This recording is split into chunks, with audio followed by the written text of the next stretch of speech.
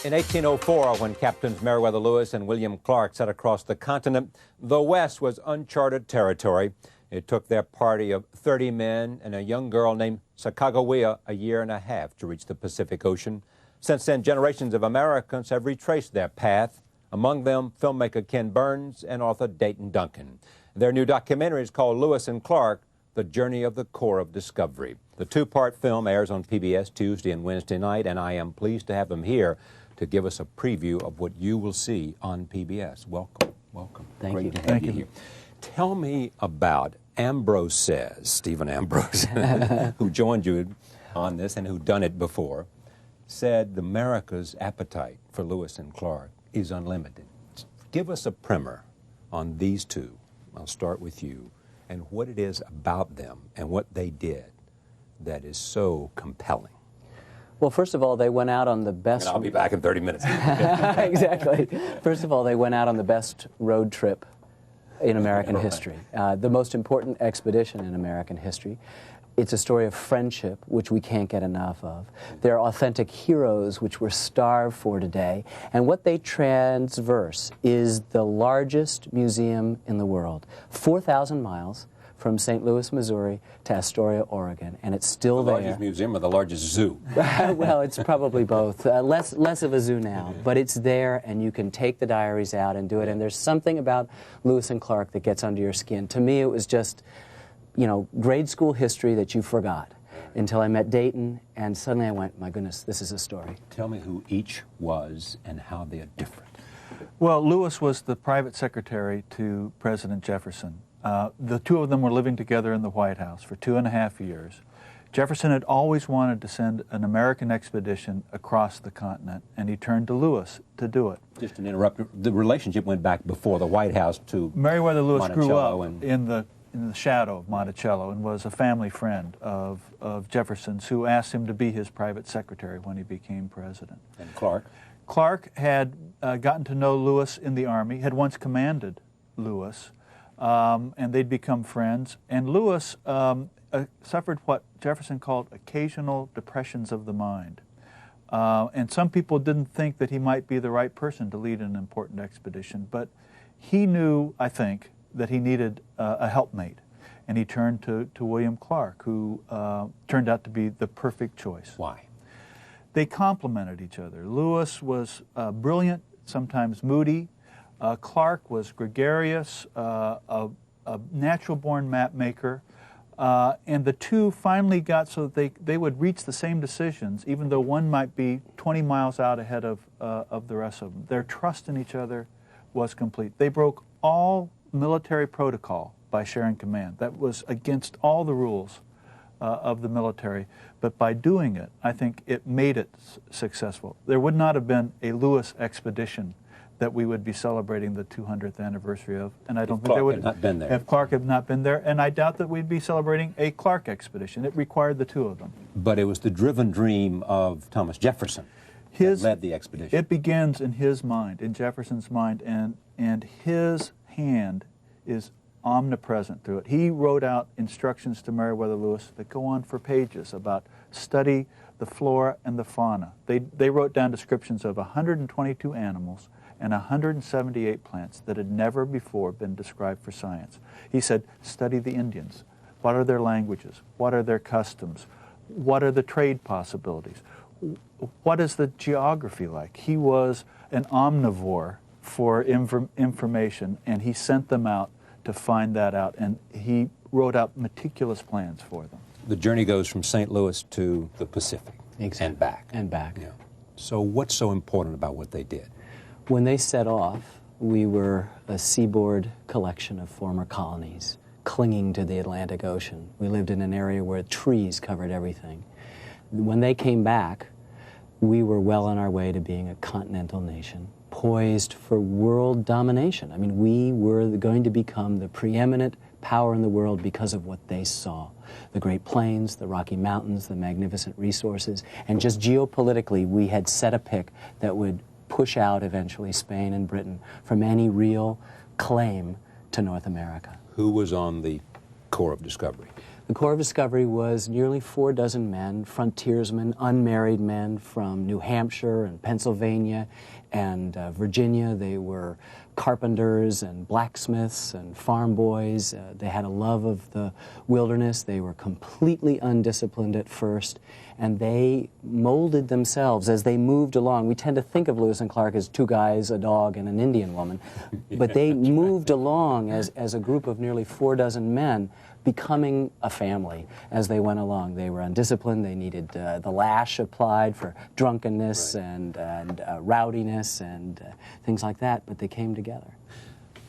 At the end, what happens to Clark? Clark is really the expedition makes him. He becomes the Indian agent, the government's representative in the West, in the Louisiana Territory, headquartered in St. Louis. He has fabulous relations with the Indian tribes. They even some tribes call the St. Louis the Red-Headed Chief's Town after Clark. And he dies at a ripe old age of 69, and in the house of his son, Meriwether Lewis. And what happened to Lewis? Lewis, like some astronauts in our modern time, upon re-entry into the known world, Found it tough going. Found it tough going. He fell apart. Those depressions of the mind that Jefferson had noted in him earlier really started to crowd in on him. He took to drinking too much. He speculated in land unsuccessfully. He couldn't find someone to marry him. As the governor of the new Louisiana Territory, paperwork piled up, and finally he headed back to Washington, D.C. to try to clear up some discrepancies in the books, and met a tragic end at which virtually the last thing that he said to his servant was that Clark would be coming to rescue him from the inner demons that were crowding in around him. It's a very bittersweet story. It tells us, I think, a lesson we need to be reminded of, which is that heroes can have flaws, that people who have problems are still capable of doing great and heroic things, and Meriwether Lewis is all of that and more. Why is it that you and Ambrose, all of you, almost come to tears, not here, talking about this? Are you so invested in and so caught up in the journey, the power of the personality, that the sheer notion of them killing themselves? Yeah. It's the thing about this journey that makes it accessible to Americans today and that hooked me in the first place are the journals.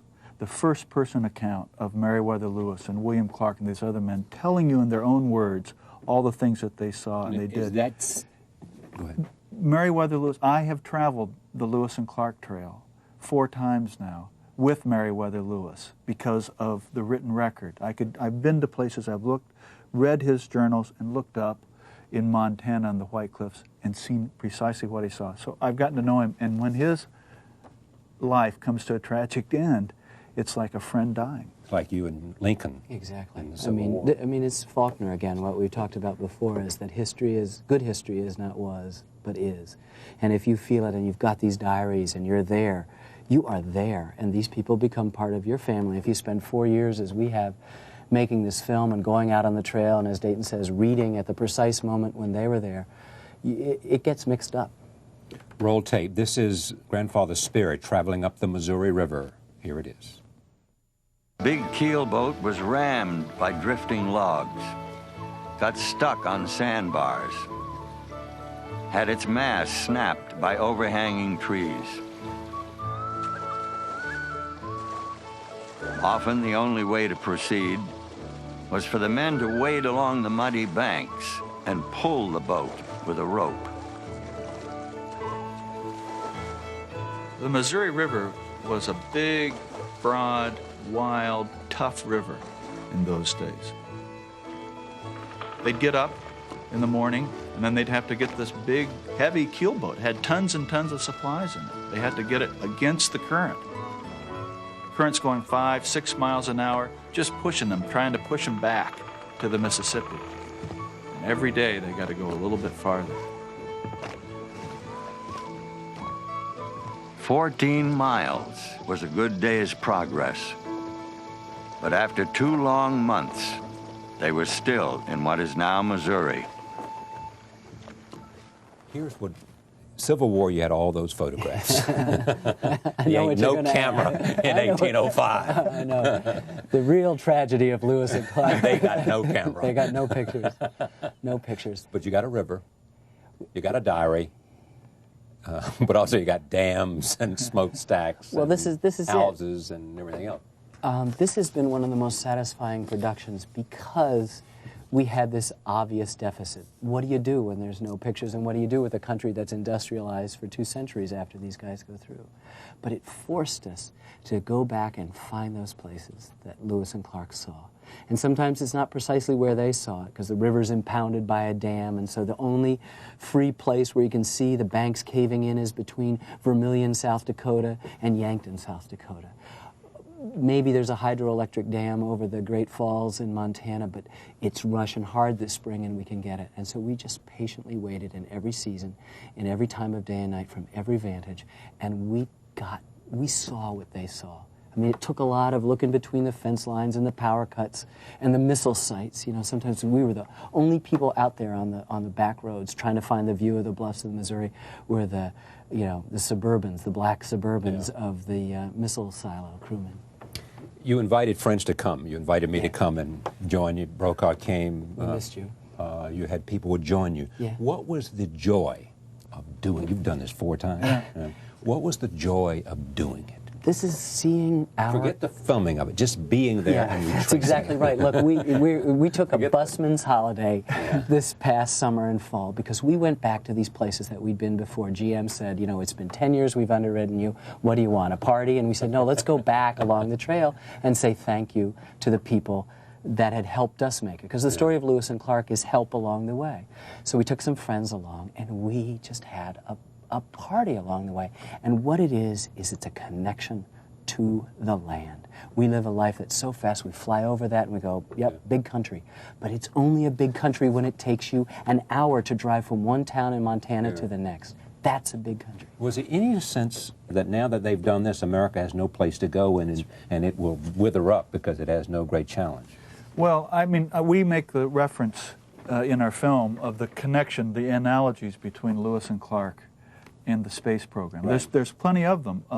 It was decided to do it to try to, in an international race to find a Northwest Passage versus international race to the moon, staffed by the military, a lot of science, a lot of commerce involved in it. So I think what they still tell us 2 centuries later is that all of us face uncertain horizons when we get up every morning, whether we're a nation or an individual. And the 3 most prominent words in their journals are this: we proceeded on. And they crossed this big, broad continent. They're the first American citizens to find out how big it was at 14 miles a day, because we proceeded on. Every morning they got up to face an uncertain horizon, in bad weather, bugs, everything else, and they just got up and slogged on a little bit further. Thank God all of that was gone when you did it, too. No more bad weather, no more bugs.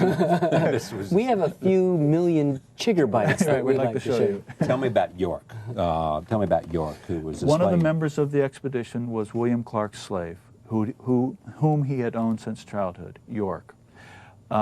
As they left the St. Louis area for York, going west was going into a new land of relative freedom. Many of the Indian tribes had seen white people before, but few of them had ever seen a black person before. And for York, his color, rather than distinguish him as something lesser, with many of the native peoples, his color distinguished him as something more. Roll tape. Here it is. Those Indians were much astonished at my servant. They never saw a black man before. All flocked around him and examined him from top to toe. To the Americans, York was a slave.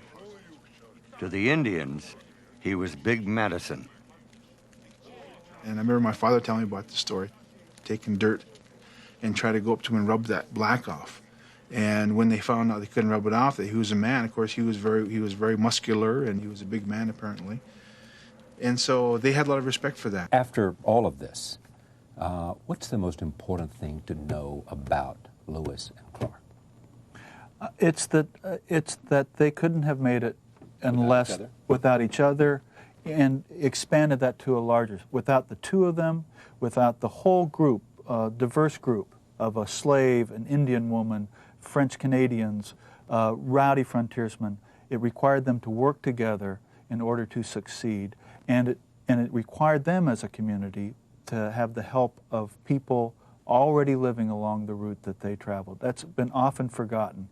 But they could not have made it. If it had been an unpeopled wilderness, they would not have made it. When was it the bleakest for them? Oh, without question, when they were crossing the Bitterroot Mountains, because these were mountains that weren't supposed to be there in the first place. I mean, Thomas Jefferson thought when they left that the Blue Ridge Mountains were probably the highest mountains on the North American continent. Oops.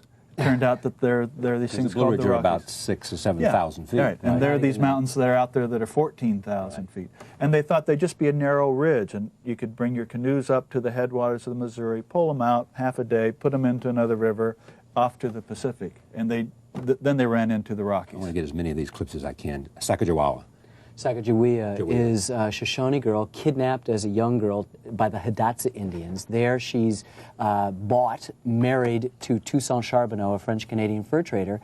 And when Lewis and Clark spend the winter of 1804-5 at the Mandan villages in what is now North Dakota, they hire Charbonneau, knowing she'll come along, because they know when they get to these mountains, they're going to need to get horses from the Shoshones, and there's somebody who speaks Shoshone, and she proves invaluable. Roll tape. There were just 33 members of the party now, including the young Shoshone woman, Sacagawea. She dug for prairie turnips and artichokes, picked wild licorice and berries for the captain's dinners. And with her was her infant son, Jean-Baptiste, whom the men called Little Pomp.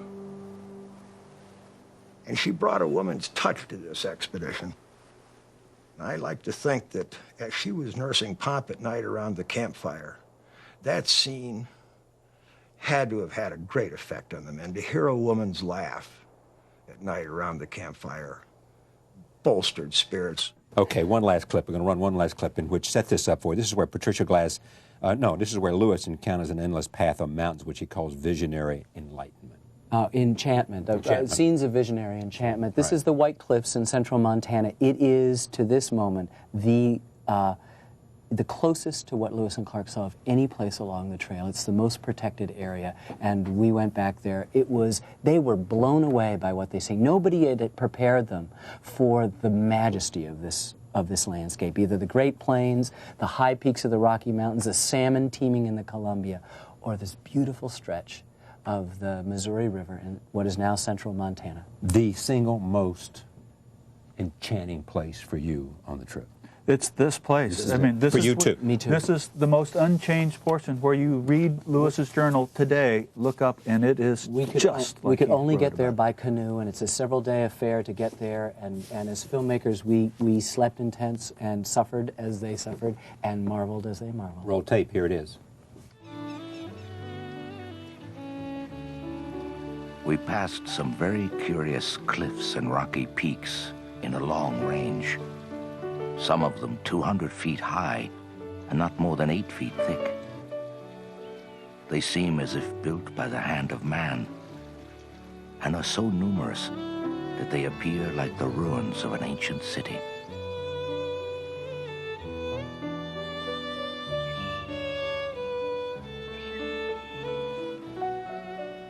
As we passed on, it seemed as if those scenes of visionary enchantment would never have an end.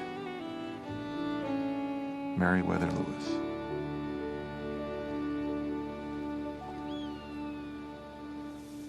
My thanks to Dayton Duncan and Ken Burns. There are a couple of books that go along with this. One, Lewis and Clark, The Journey of the Corps of Discovery, and Dayton's book, Out West, An American Journey Along the Lewis and Clark Trail. This is on PBS Tuesday and Wednesday night. An enchanting trip. taken by Lewis and Clark, 1805. 1804, 1805, 1806. 1806. Thank you both. Thank you. We'll be right back. Part 2 of our conversation with the eminent historian, John Hope.